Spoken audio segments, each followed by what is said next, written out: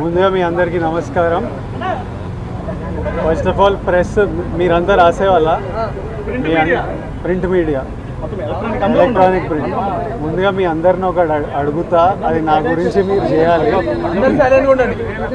ఇప్పుడు మీ ఛానళ్ళల్లో headlines స్క్రోలింగ్లో illegal betting యాప్స్లో నన్ను పిలిచారని స్క్రోలింగ్ నడుస్తుంటుంది, హెడ్లైన్స్ నడుస్తుంటుంది నాకు తెలుసు.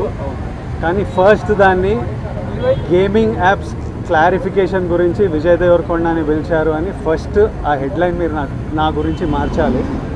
ఎందుకంటే బెట్టింగ్ యాప్స్ ఇన్వెస్టిగేషన్ తప్పకుండా నడుస్తుంది, కానీ మనని పిలిచింది వాళ్ళకు కూడా తెలియదు మన పేరు ఎందుకు వచ్చిందో.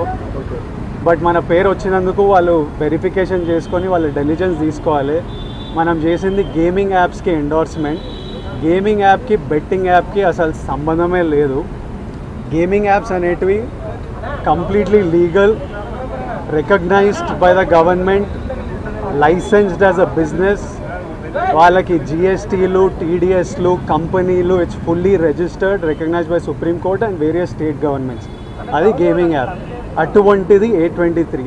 ఇప్పుడు క్విక్గా డౌట్ ఉన్న వాళ్ళకి క్విక్గా మీరు గూగుల్లోకి వెళ్ళి టాప్ గేమింగ్ యాప్స్ అని కొడితే కొన్ని వస్తాయి. A23తో సహా My11 Circle, Dream11, NPL, జుపీ ఇట్లాంటివి కొన్ని వస్తాయి.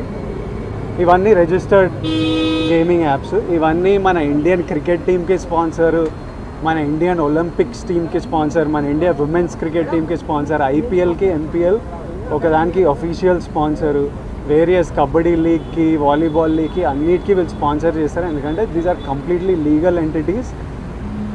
ఇండియన్ ఒలింపిక్స్ టీమ్కి స్పాన్సర్ చేయాలంటే లీగల్ ఉండాలా వద్దా? సో ఫస్ట్ ఆఫ్ ఆల్ ఈ గేమింగ్ యాప్స్ని, ఇల్లీగల్ బెట్టింగ్ యాప్స్ని మీరు సపరేట్ చేయాలి. అది జర్నలిస్ట్గా మీ రెస్పాన్సిబిలిటీ.